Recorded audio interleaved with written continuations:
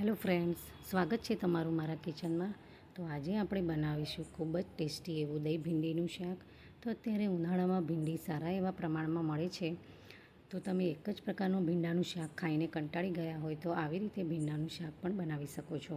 ખાવામાં ખૂબ જ ટેસ્ટી લાગે છે। તો ચાલો બનાવવાનું શરૂ કરીએ। તો દહીં ભીંડીનું શાક બનાવવા માટે મેં અહીંયા 300 ગ્રામ જેટલા ભીંડા લઈ લીધા છે, જેને મેં ધોઈને કોરા કરી લીધા છે।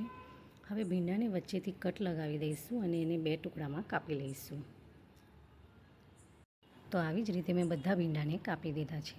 તો હવે આપણે શાક બનાવવાની શરૂઆત કરીએ। તો એક પેનમાં થોડું તેલ લઈ લઈશું। 3 થી 4 ટેબલસ્પૂન જેટલું તેલ લેવાનું છે અને હવે કાપેલા ભીંડાને એમાં ઉમેરી લઈશું। તો સ્લો ટુ મીડિયમ ફ્લેમ પર આપણે ભીંડાને ચડવી લઈશું। તો ભીંડામાં આપણે વચ્ચે કટ લગાવેલો છે, જેનાથી ભીંડાનું શાક બિલકુલ બી ચીકણું નહીં થાય અને જલ્દી ચડી જશે। તો તમને જેટલા ભીંડા ચડવેલા ગમતા હોય એ પ્રમાણે તમે ચડવી શકો છો। મને અહીંયા થોડા ભીંડા વધારે ચડેલા હોય એવું જ શાક ભાવે છે, તો મેં વધારે ચડવી લીધેલા છે।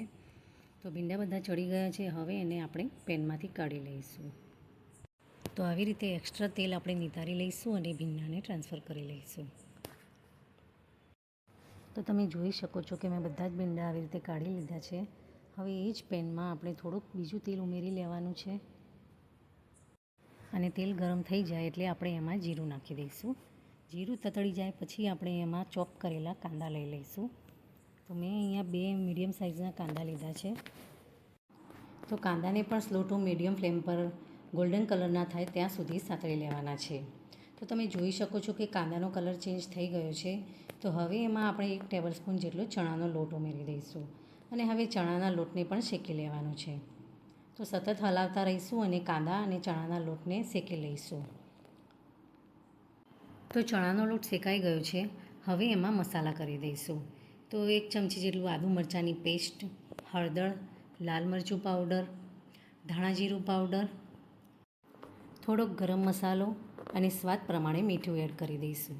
હવે બધા જ મસાલાને આપણે થોડીક વાર માટે શેકી લેવાના છે। તો મસાલાને આપણે 1 થી 2 મિનિટ માટે સ્લો ફ્લેમ પર શેકી લઈશું।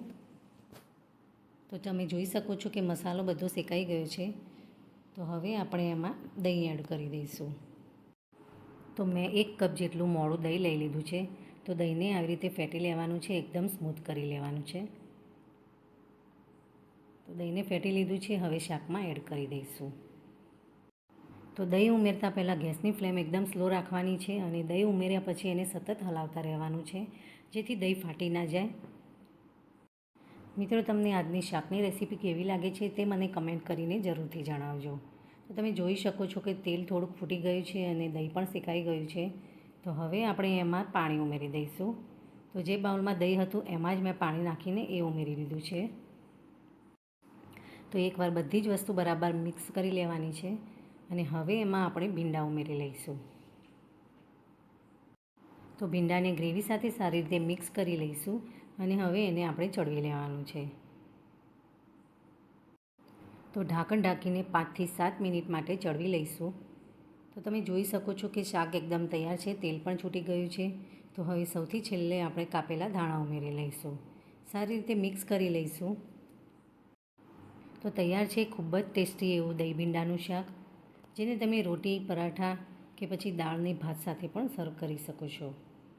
તો મિત્રો, તમે પણ એકવાર જરૂરથી ટ્રાય કરજો, ઘરમાં બધાને ખૂબ જ ભાવશે। વિડીયો અગર પસંદ આવ્યો હોય તો વિડીયોને લાઇક કરજો, શેર કરજો અને મારી ચેનલને સબસ્ક્રાઈબ કરજો।